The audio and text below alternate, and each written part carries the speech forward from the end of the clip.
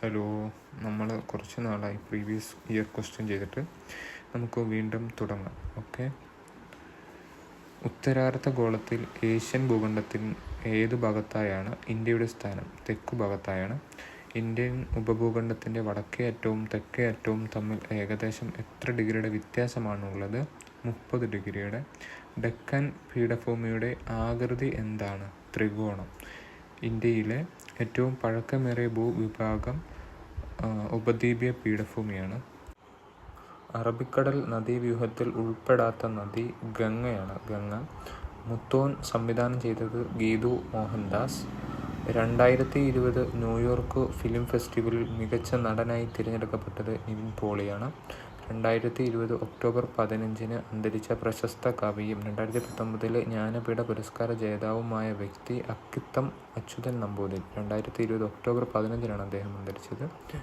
ഏഴാഞ്ചേരി രാമചന്ദ്രന് Vayalar award നേടിക്കൊടുത്ത കവിതാ സമാഹാരം ഒരു വെർജീനിയൻ വെയിൽക്കാലം. നേപ്പാളിലെ ഓൾഡ് മോങ്ക് രാജ്യാന്തര ചലച്ചിത്രമേളയിൽ മികച്ച ചിത്രം, മികച്ച സംവിധാനം എന്നീ പുരസ്കാരങ്ങൾ നേടിയ മലയാള സിനിമ ജലസമാധിയാണ്. സിന്ധു നദി പാകിസ്ഥാനിലേക്ക് പ്രവേശിക്കുന്ന ഭാഗം ചില്ലാറാണ്. ചില്ലാർ. ഇടിമിന്നലോടുകൂടി സാധാരണയായി ഉച്ചയ്ക്ക് ശേഷം പെയ്യുന്ന മഴ ഏതു പേരിൽ അറിയപ്പെടുന്നു? ഉച്ചലിത വൃഷ്ടി. ഉത്തരേന്ത്യൻ സമതലത്തിൽ മെയ് ജൂൺ മാസങ്ങളിൽ വീശുന്ന വരണ്ട ഉഷ്ണക്കാറ്റ് ലൂ. ഉത്തരേന്ത്യൻ സമതലത്തിൽ മെയ് ജൂൺ മാസങ്ങളിൽ വീശുന്ന വരണ്ട ഉഷ്ണക്കാറ്റാണ് ലൂ. ജിം കോർബറ്റ് ദേശീയോദ്യാനം ഏത് സംസ്ഥാനത്താണ് സ്ഥിതി ചെയ്യുന്നത്? ഉത്തരാഖണ്ഡ്. ടൈഗർ സ്റ്റേറ്റ് എന്നറിയപ്പെടുന്ന സംസ്ഥാനം ഏതാണ്? മധ്യപ്രദേശ്. 2020 ടൊറന്റോ രാജ്യാന്തര ഫിലിം ഫെസ്റ്റിവലിൽ അംബാസഡറായി തിരഞ്ഞെടുക്കപ്പെട്ട ബോളിവുഡ് നടി പ്രിയങ്ക ചോപ്രയാണ്. Priyanka Chopra. Tiger state Madhya Pradesh. Okay. ഇനി ജമ്മുവിലെ ചരിത്രപ്രസിദ്ധമായ സിറ്റി ചൗക്കിൻ്റെ പുതിയ പേര് ഭാരത് മാതാ ചൗക്ക്. ജമ്മുവിലെ ചരിത്രപ്രസിദ്ധമായ സിറ്റി ചൗക്കിൻ്റെ പേരാണ് ഭാരത് മാതാ ചൗക്ക്. ഇന്ത്യക്ക് പുറത്ത് സ്ഥാപിതമായ ആദ്യ യോഗ സർവകലാശാല ലോസ് ഏഞ്ചലസ് ആണ്. Loss Angeles. ലോക ഭാഷകളെ പറ്റിയുള്ള പുതിയ കണക്കുകൾ പ്രസിദ്ധീകരിച്ച എത്നോലോഗ് പ്രകാരം ലോകത്ത് ഏറ്റവും അധികം ജനങ്ങൾ സംസാരിക്കുന്ന മൂന്നാമത്തെ ഭാഷ ഹിന്ദിയാണ്. ഹിന്ദി. 2020 ഫെബ്രുവരിയിൽ ഇന്ത്യ സന്ദർശിച്ച വിദേശ രാജ്യത്തലവൻ ഡൊണാൾഡ് ട്രംപ്.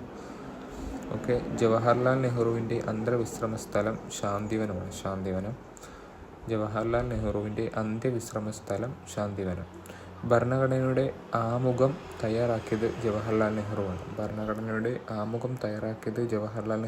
അത് നീലം കലാപം നടന്നത് ബംഗാളിലാണ്. ബംഗാൾ. ഇന്ത്യൻ പ്രസിഡന്റ് പദവിയിലെത്തും മുമ്പ് ഡോക്ടർ രാജേന്ദ്ര പ്രസാദ് വഹിച്ചിരുന്ന പദവി ഭരണഘടനാ നിർമ്മാണ സഭയുടെ അധ്യക്ഷൻ. ഇന്ത്യൻ പ്രസിഡന്റ് പദവിയിലെത്തും മുമ്പ് ഡോക്ടർ രാജേന്ദ്ര പ്രസാദ് വഹിച്ചിരുന്ന പദവി ഭരണഘടനാ നിർമ്മാണ സഭയുടെ അധ്യക്ഷൻ. ഇന്ത്യയുടെ രണ്ടാമത്തെ രാഷ്ട്രപതിയാണ് ഡോക്ടർ എസ് രാധാകൃഷ്ണൻ. ദേശീയ മനുഷ്യാവകാശ കമ്മീഷണറെയും മെമ്പർമാരെയും സ്ഥാനത്ത് നിന്നും നീക്കം ചെയ്യാൻ അധികാരമുള്ളത് ആർക്കാണ്? രാഷ്ട്രപതിക്കാണ്. ദേശീയ മനുഷ്യാവകാശ കമ്മീഷന്റെ ആസ്ഥാനം ന്യൂഡൽഹി. ദേശീയ മനുഷ്യാവകാശ കമ്മീഷൻ സ്ഥാപിതമായത് 1993 ഒക്ടോബർ 12. 1993 ഒക്ടോബർ 12. ഇന്ത്യയിലെ ആദ്യത്തെ ദേശീയ മനുഷ്യാവകാശ commission chairman justice Ranganath Mishra. ദേശീയ വനിതാ കമ്മീഷൻ അംഗങ്ങളെ പദവിയിൽ നിന്ന് നീക്കം ചെയ്യാൻ അധികാരമുള്ളത് ആർക്കാണ്? കേന്ദ്ര സർക്കാരിന്.